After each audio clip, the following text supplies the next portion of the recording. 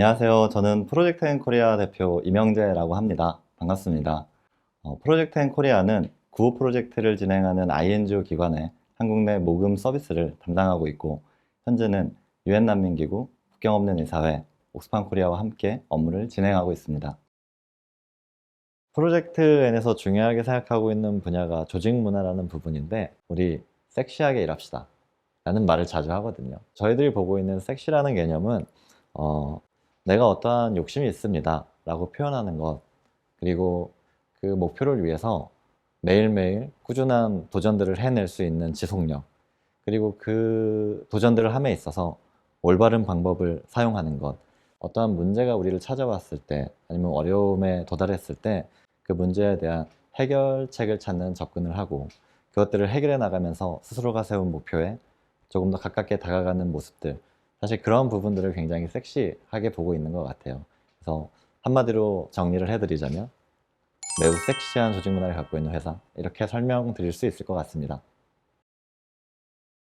기본적으로는 모금이라는 분야의 필요성과 또 성장성을 보았고, 또 부차적인 다양한 이유 가운데 예전에 진행했던 프로젝트의 경험이 크게 작용했었습니다. 이제 과거 디자인 쪽에 몸을 담고 있을 때 저의 지인의 주변인이 백혈병으로 어려움을 겪고 있었거든요. 근데 당시에 200개 정도의 굿즈를 제작해서 이제 헌혈증과 교환해주는 프로젝트를 진행했었는데, 사실 그때 꽤 많은 헌혈증이 모였었어요. 그리고 이것들을 전달하는 과정에 있어서 즐거움이 있었던 것 같아요. 그래서 후원이라는 것이 결국 누군가를 돕는다는 것이 수혜자뿐만 아니라 기부자 스스로에게 주는 즐거움을 체감했다.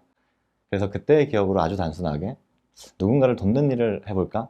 라는 생각을 하게 되었고, 결국 펀드레이징이라는 업무를 시작하게 되었습니다. 우리가 흔히 선한 일이라고 하는 직업을 선택한 사람들에게 제공되는 업무적인 지원이 조금 부족하다는 것, 그리고 업무의 전문성을 갖고 그 안에서 탁월한 역량을 보여주는 사람들에게도 급여적인 수준은 매우 낮다는 것, NGO 또는 사회복지 종사자들에게 급여적인 희생은 당연한 것처럼 보였고, 제가 선택한 모금이라는 업무에서 그러한 부분들을 해결할 수 있지 않을까?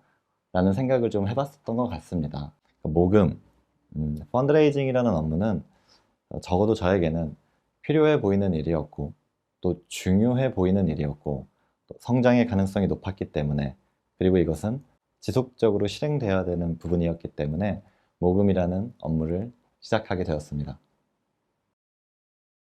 한국에서의 대중모금은 그 역사가 길지 않아서 간략하게 설명을 드릴 수 있는데, 지금의 한국은 수혜국에서 공여국으로 위치가 전환된 최초이고 또 유일한 국가, 그리고 생각보다 짧은 모금의 역사를 가지고 있지만, 프로젝트 N이 업무를 진행하고 있는 국경 없는 의사회를 기준으로 설명하였을 때 전 세계에서 모금을 가장 많이 하는 국가, 그것이 2022년도에 한국인 것 같습니다.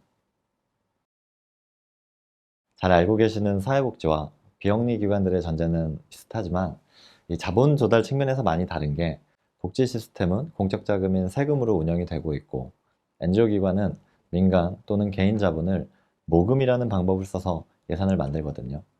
그 모금을 직접적으로 실행하는 것, 그것을 펀드레이징이라고 표현합니다.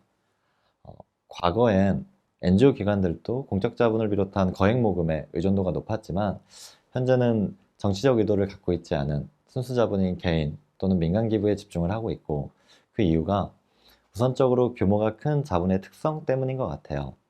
NGO 기관들은 단순히 물자만을 지원하는 것이 아니라 현재 문제에 대한 근본적인 해결책들을 보통 찾게 되는데, 예를 들면 부정부패라든지 혹은 글로벌 기업들의 불공정한 거래, 이러한 구조적인 문제 때문에 가난이 발생한다라고 보는 시점이 있거든요. 그래서 이 구조를 해결하기 위해서 기업과 또는 정부에 굉장히 강력한 메시지를 보내야 되는 입장에서, 펀딩을 받게 되면, 그리고 그 의존도가 높아졌을 경우에 사실 목소리를 내는 것이 쉽지 않다는 부분, 결국 구호라는 미션의 안정적인 지속을 위해서, 그리고 또 안정적인 확대를 위해서 의도를 갖지 않는 순수 자본이 더욱 중요해지고 있고, 그래서 프로젝트 N도 한국에서 개인과 민간 기부 채널을 통한 모금 분야에 집중을 하고 있습니다. 한국을 비롯한 많은 국가들에서 가장 많은 후원자분들을 만나는 곳이 거리라는 곳이거든요. 그 이유가 모금가들의 이야기를 들어주실 수 있는 대중이 그곳에 있기 때문입니다. 모금가의 업무를 일반적으로는 도움이 필요한 사람들의 존재를 알리고 이들을 지원하기 위한 후원의 필요성과 그 후원에 적극적인 참여를 요청하는 업무, 이 정도의 범주로 생각하시는 경우가 굉장히 많으시거든요. 하지만 이 본질적 업무를 잘하기 위해서 더 중요한 업무가 존재한다. 바로 운영에 대한 이야기입니다. 모금을 실행하는 모금가의 필요성이 더욱 커지고 있는 상황이고, 또 실제 모금가의 수가 늘어나고 있기 때문에 결국 모금을 더 많이 잘하기 위해 운영이라는 전략적 접근이 필요한 것 같습니다.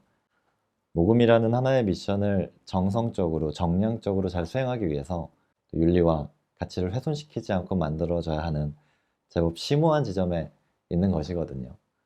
교육과 관리라는 운영의 체계가 필요한데 이 체계의 주체들 역시 모금가들이라고 생각해 주시면 됩니다. 결국 실무를 하고 있는 입장에서 말하고 싶은 모금가의 업무는 직접 소통을 통한 후원자를 개발하는 업무, 그리고 그 업무를 더 잘하기 위해 모금가라는 인적 자원을 운영하는 업무, 이렇게 두 가지의 직무를 담당하는 직업이라는 생각입니다. 이러한 이유들로 모금이라는 업무를 시작한 시기와 관계없이 이미 운영의 역량을 갖춘 사람들이 더 빠르게 모금가로서 성장하는 케이스가 많은 것 같습니다. 모금가들은 기본적으로 소통을 통해 이제 후원자를 개발하는 공통의 직무가 있고, 또 그것을 더 원활하고 체계적으로 하기 위해서 회사 내부에는 7개의 직책과 또 직책에 따르는 직무가 존재합니다.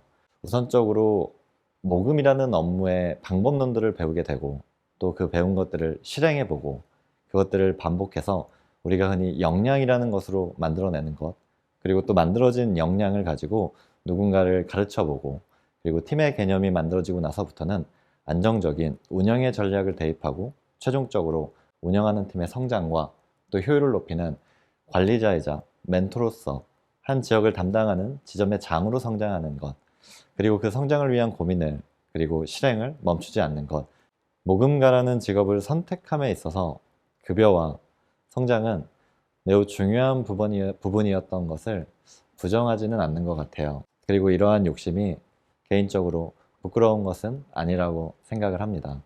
모금의 기본적인 방법론을 배우는 1개월의 인턴십 기간이 있는데, 이때는 교육에 따르는 고정적인 교육비와 또 추가적인 인센티브가 급여로 구성되고 있습니다. 그리고 인턴십이 종료된 시점부터는 업무의 결과에 따라 급여가 차등하게 지급되는 성과제 방식으로 급여를 지급하고 있는데, 보편적으로 모금을 시작한 지 3개월 미만의 모금가들이 회사의 업무 스케줄에 따라서 업무를 진행하였을 때 제공받는 급여의 수준은 일반적인 중견기업의 사원 혹은 대리 정도의 급여 수준인 것 같아요. 모금이라는 업무가 필드에서 진행이 되는 부분과 앞서 이야기했던 인적 자원의 관리라는 다소 어려운 직무를 수행하는 까닭에 생각보다 진급의 속도가 빠르고 진급에 따른 급여의 인상폭은 높은 수준이라 생각됩니다. 회사 내부의 케이스를 바탕으로 이야기를 드려보면 입사부터 지점을 이끌어내는 디렉터라는 직책까지 보편적으로 소요되는 시간이 3년 정도로 파악이 되고 있거든요. 하지만 개인의 노력과 역량에 따라 빠른 경우 2년 안에 그 진급을 마무리하는 경우도 있습니다. 디렉터라는 직책은 어느 정도 인지도가 있는 중견기업의 차장 정도의 권한과 혜택이 주어지고 급여 역시도 유사한 수준인 것 같습니다. 이는 결국에 모금이라는 업무를 통해서 NGO에 더 많은 기여를 하는 사람이 더 많은 혜택을 받을 수 있는 환경을 만든 것인데, 그와 동시에 NGO 기관의 비용 사용에 있어서도 안정성을 확보할 수 있다는 생각이었어요. 우리의 업무의 결과가 구호 현장으로 가는 물자이기 때문에 어떠한 마음을 갖고 있는가 보다는 우리가 이 업무를 통해서 몇 개의 치료제를 현장에 보냈는가, 그것이 더 중요하다고 저희는 생각합니다. 너무나 중요한 부분이기 때문에 예측 가능해야 하고 지속 가능해야 하며 확장을 위한 진단과 전략이 필요하다. 그래서 프로젝트에는 업무 간에 이러한 결과를 만들기 위해 데이터적 분석을 많이 실행하고 있습니다. 내부적으로 PNCS라는 데이터 플랫폼 안에서 모든 모금가들은 자신의 업무 결과의 데이터적 분석을 언제든지 확인할 수 있으며, 그 분석된 지표를 통해 개인과 팀은 업무 전반에 걸친 데이터 분석을 받을 수 있고, 이를 통해서 모금의 전략과 또 운영의 전략을 데이터에 기반하여 수립할 수 있게 된다는 부분이 있는 것 같습니다. 또한 P&NAS를 통해서 업무에 필요한 많은 정보들을 손쉽게 공유할 수 있고 직무에 필요한 모든 자료들은 언제든지 NAS에 접속해서 확인할 수 있다는 부분. 그리고 마지막으로 모금이라는 업무 이외에 부가적으로 필요한 기본적인 행정적 업무의 자동화를 위해 업무 전용 메신저 잔디에 수많은 커넥터들을 연결하여 예를 들면 캘린더, 드라이브, P&NAS 등 많은 커넥터들의 연결로 플랫폼 안에서 메신저 안에서 대부분의 행정 업무를 처리할 수 있는 환경을 구현한 것 같아요. 결국 이러한 데이터적 지원은 모금가들이 모금이라는 본질적 업무에 조금 더 집중할 수 있도록 만들어내는 것 같습니다. 그것이 프로젝트 N의 강점이라고 표현할 수 있으며 성과제로 운영되고 있는 모금가들의 급여 안정성을 위해 프로젝트 N 시스에는 모금가별 급여 예측 시스템이 적용되어 있고 이러한 시스템을 바탕으로 많은 모금가들은 급여의 안정적인 관리 부분까지 혜택을 받고 있다라고 이야기 드릴 수 있을 것 같습니다. 많이들 알고 계시는 것처럼 최근의 트렌드는 언택트잖아요. 효율이 중요한 시대가 되었고 그래서 플랫폼 기반의 산업이 더 각광을 받고 있다고 보입니다. 펀드레이징이라는 인적 서비스는 완벽하게 반대되는 산업인데 복지나 구호처럼 제3자가 주체가 되는 영역에서는 대면 서비스가 반드시 필요하다는 생각입니다. 한국에서의 성장은 모든 산업이 그렇듯 언젠가는 도입과 성숙을 거쳐서 정체기가 올 것인데 그것이 크게 문제가 되지 않는다는 것은 이 모델을 해외에 가져갈 수 있다는 거죠. 얼마만큼의 정확한 로컬리제이션을 했는가에 따라 결과는 달라지겠지만 충분히 가능하다고 생각합니다. 추가로 모금이라는 분야의 실무자들은 그 전문성을 기반으로 교육자로 혹은 NGO 기관의 종사자로 진출할 수 있는 여지가 있거든요. 사실 이 부분도 상당히 매력적인 것 같아요. 그렇기 때문에 모금이라는 업무에 있어서 정말 중요한 탤런트를 하나 꼽자면 얼마나 많은 꾸준함을 가지고 있는가 부분인 것 같아요. 경험을 토대로 역량이 만들어진 모금가들이 자신의 팀을 운영을 할 수 있다고 저는 생각을 하거든요.